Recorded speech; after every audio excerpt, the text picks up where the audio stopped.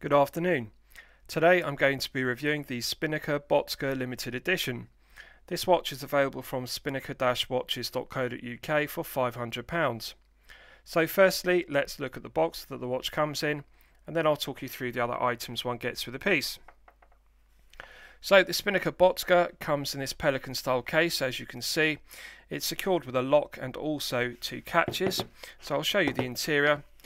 It's very well executed, hinged lid as you can see, and there is a foam cutout panel in the base which is very well executed. The watch sits on a piece of foam inside the foam cutout panel in the base, and there's also a padded envelope which contains the following items which I'll show you. So very nice presentation, and I like these pelican style cases because they are very durable and practical. So with the watch one gets this Boettger limited edition booklet, and it goes into great detail explaining the inspiration for the Boettger name. The watch is named after Bernard Boettger, and he was the inventor of the Aqua scooter, so it explains the story of Bernard Boettger. And this is a limited edition piece of only 500 pieces, and as you can see on the last page it details that this is number 196 of 500 pieces.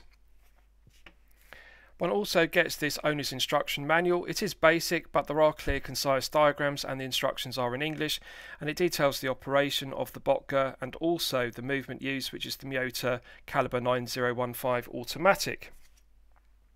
One also gets this Spinnaker plastic guarantee card, and I'm pleased to report that the watch is covered by a 2-year international guarantee, which is very reassuring. And lastly, one also gets this Spinnaker tag. So, with regards to the Spinnaker Boettger, this is the limited edition, one of 500 pieces, as I've discussed. Originally, Spinnaker produced the Boettger on a stainless steel bracelet, and they've recently produced the watch on this integrated rubber strap, as you can see, in 3 dial colour options. This is the obsidian black version. It's also available with a slate grey dial, or alternatively a midnight blue dial. Of those 3 options, the grey, the blue and the black respectively, I think this obsidian black version is the best looking on the black integrated strap. 42mm case diameter, it has a 42.7mm lug to lug measurement, a thickness of 12.8mm, and the integrated strap at the widest point is 26.6mm, and it tapers down to the buckle and tang. Brushed satin finish to the buckle and tang, as you can see, nice heavy gauge of metal and signed to a high standard with Spinnaker engraved.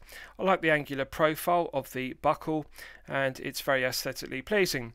2 sliding keepers. Now, one feature I like about the keepers is they are engaged. There are 2 teeth either side of the strap, and the end of the strap, as you can see, has a ridge, and that ridge prevents the second keeper from sliding off the end of the strap accidentally. So I'll show you the other 2 teeth, because this is a very good design. It actually works very well, and one seldom sees it on dive watch straps. So I'll just move the first keeper.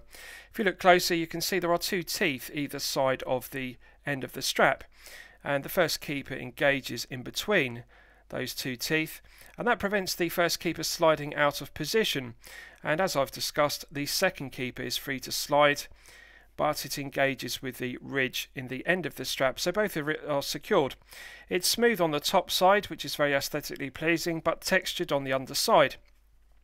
And I like this textured finish because it allows airflow, so it prevents one's wrist getting sweaty and sticky with sweat and perspiration. It allows the sweat to wick away from the wrist. Also, if one is diving or swimming, it allows the water to escape between the wrist and the strap, so one's wrist dries out quickly, and it's very practical, very comfortable to wear against the wrist. And on the other side, it's signed with Spinnaker, as you can see, but it still has that textured finish. Now, the interesting thing to note about the integrated strap is it's not made from silicon rubber, which would be a cost-cutting measure. Silicon rubber is inexpensive. It's made from the more expensive nitrile butadiene rubber. So nitrile butadiene rubber is stiffer and therefore more durable than silicon rubber, and it's very similar to vulcanized rubber, which is used on high-end straps such as the Rolex Oysterflex strap, for example.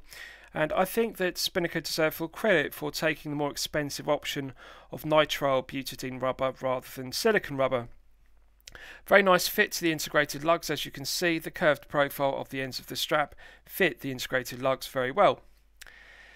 Flat sapphire crystal with blue tinted AR coating on the underside, and as you can see, the blue tinted AR coating does an outstanding job of reducing the glare and the highly reflective nature of the silver indices and also the silver hands. Now, one of my favourite aspects of the Boettger limited edition are the floating indices. If you look closely at the indices, they appear to float above the dial but below the crystal, and this is something I have never seen on a watch before. Floating indices, it gives the dial depth and it gives the indices a 3D effect. They appear to float in between the crystal and the dial rather than just being applied to the dial. And it's particularly noticeable when one tilts the piece at an oblique angle that the dial has a real depth to it. So the symmetry of the dial and the legibility of the dial is outstanding. The date complication is framed in white, and the white date wheel with black Arabic numerals is clearly legible. So the blue tinted AR coating works very well, and I really like that aspect of the floating indices. As you can see, it's just a unique feature of the Spinnaker Boettger limited edition, those floating indices. I really like it. Contrasting red secondhand, and I really like the dial layout. It's nice to read it in all light conditions, and the legibility is good. The chaptering is easy to read, the minute ticks are well indexed. 120 click unidirectional bezel. The bezel's made from solid 316L grade stainless steel, nailed finish to the T. That, as you can see, it's very well finished. So let's test the bezel action. Good foam resistance to it, nice loud audible clicks. No lateral side-to-side play whatsoever. No back play whatsoever. It's a good tight bezel action.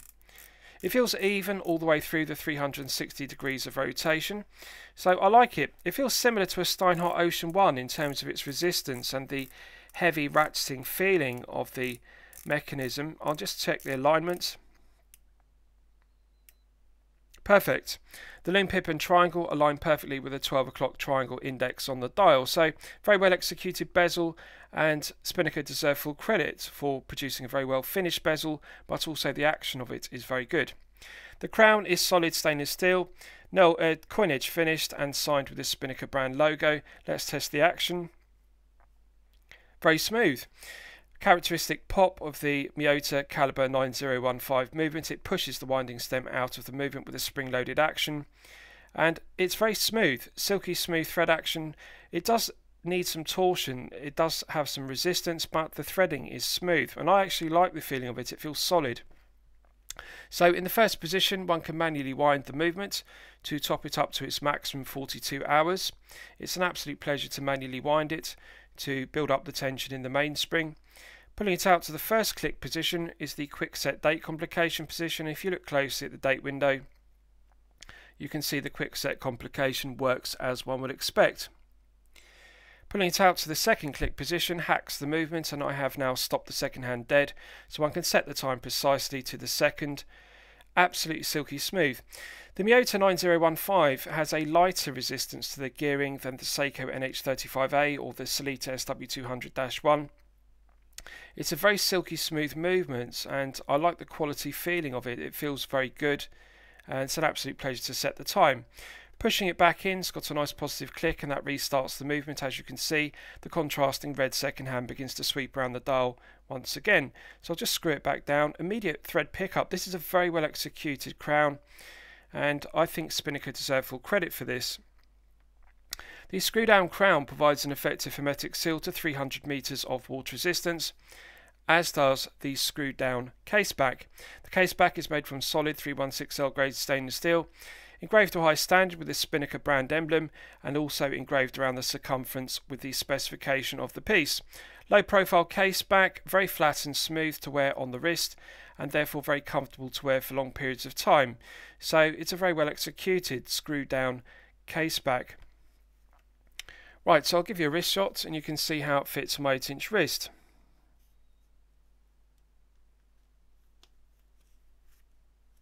Now, I'm pleased to report that it does indeed fit my 8-inch wrist. As you can see, there is enough length on the strap to engage the end of the strap with both of the keepers. It's often a criticism I have of dive pieces that they come on straps or bracelets which are too short for my 8-inch wrist, but in this case you can see that even the second keeper engages with that ridge to prevent it sliding off the end of the strap, and the first keeper engages between the two teeth either side, as I've discussed. Nice heavy gauge of metal to the buckle and tang, so it's going to be durable and last for a good length of time. Now, it's 12.8mm thick, so it's not a tall piece. It's easily going to slip underneath shirt cuffs if you wear business shirts. I like the blue tint of the AR coating on the underside of the sapphire crystal. It is highly effective, and I like the blue hue of it when one tilts it in the light. And as I've discussed, the floating indices are very interesting to look at. They give the dial and the indices a nice 3D effect with plenty of depth to the dial. 116 grams, so it feels very lightweight on the piece. This is a very comfortable piece to wear for long periods of time, such as 8 to 12 hours per day, so an ideal daily wear piece despite having lots of wrist presence at 42mm. So it's a lightweight piece, comfortable on the nitrile butadiene rubber strap. It feels very soft and supple despite being stiffer than silicone. Nice curved profile to the lugs, and I like the integrated lugs and the integrated strap. They work very well, and it's just a good looking piece. Clearly legible. The feel good factor is good, the comfort level is good. I think they've got the proportions correct. 42.7 is a relatively short lug to lug measurement, but bear in mind this has integrated lugs rather than female pivoted end links, and therefore the rubber strap fits very snugly to the wrist, as you can see. So very well proportioned, and I like the integrated rubber strap. Very comfortable to wear, and it feels very lightweight. Right, so let's do a lume test and we'll see how the lume performs when it's charged up to its absolute maximum. So as always, I'm going to use my 100 UV LED torch to charge it up to its absolute peak. Right, so that's now fully charged, and as you can see, it has not disappointed. The watch clearly uses C3 Superluminova on the lume pip and triangle on the stainless steel bezel insert, and then we also have C3 Superluminova on the floating indices and also the hands. Now, interesting thing to note is on the contrasting red second hand, they have opted to use a contrasting lume. They have used blue BGW9. Personally, I would prefer if they had used the same C3 Superluminova on the second hand as on the hour and minute hand and also the floating indices. But however, this is subjective. Some collectors might like the contrast of a different colour lume on the second hand BGW9 versus C3. So it's glowing brightly and it's continuing to glow for a good length of time. It's good quality C3 Superluminova, and Spinnaker deserve full credit for not cutting any corners with regards to the Superluminova they're using. Right, so let's discuss the movement used. The Spinnaker Boettger limited edition uses the Miyota caliber 9015 automatic, which is made in Japan. It's one of my favourite Miyota movements. It has hand winding and hacking, which is useful complications, 24 joules, and it runs at 28,800 vibrations per hour and a frequency of 4 Hz. It has a stated accuracy of -10 to +30 seconds per day, which is a rather wide accuracy range. But however, I'm pleased to report that this one is running consistently at +3 seconds per day, which is outstanding. I regard the Miyota caliber 9015 to be equal in quality to the ETA 2824-2, or alternatively the Sellita SW200-1. It really is the same grade of movement, the same accuracy, the same reliability, the same build quality and quality control. So this is why I like the Miyota caliber 9015. It's a higher grade of movement than the Miyota 8205, for example, which doesn't have hacking, and also it only has a unidirectional rotor, which is very noisy. The 9015 has a quieter rotor, and also it benefits from having hacking as well as hand winding, so it's a higher grade of movement. I would describe the 9015 as being a level above the Seiko NH35A and equal in quality to the SW200-1. And really the only difference is the Miyota 9015 is made in Japan, whereas the SW200-1 is made in Switzerland. But really the build quality, the quality control and the quality of the materials used are equal. Although the stated accuracy is -10 to +30, the Miyota 9015 is known for being much more accurate than that, and it's nothing unusual for them to run within ±10 seconds per day, and this one is clearly running much more accurate than that. So I like the movement because it is accurate, it's reliable, the build quality, the quality control, the materials are all good. And it is better quality than the Seiko NH35A, which in itself is a reliable, well-proven workhorse movement. 42-hour power reserve is perfectly acceptable, so it is a very credible choice for the Boettger limited edition. So lastly, I'll summarise the piece. What do I think of it overall? Well, when I'm considering reviewing a watch on my channel, the watch should meet two criteria. It should be both excellent quality and excellent value at the respective price point. So £500, it's an expensive watch. So I would say the price is disappointing. I really think for £500 this should use a higher grade of movement in order for it to be excellent value. I would expect to see a Sellita SW200-1, alternatively an ETA 2824-2, because bear in mind £500, that price point is Steinhardt Ocean 139 level. Alternatively, one could purchase a San Martin watch with either the PT5000 or alternatively the SW200-1. So that's something to be mindful of. Yes, the Miyota 9015 automatic is a good quality movement, but at £500 really the value isn't there. One has to have either an SW200-1, a PT5000 or an ETA 2824-2 at the £500 price point to be considered excellent value. The quality is good. The quality control throughout is good. Case finishing, bezel finishing throughout, and the strap quality is excellent. Bezel action is good. Crown execution is good. So I've got no criticisms whatsoever with regards to the materials, the quality control, or the finishing throughout. They are all very good. So I would describe overall the quality as being good, but the value as being poor, and that is something to consider because at £500 really there is a lot of stiff competition.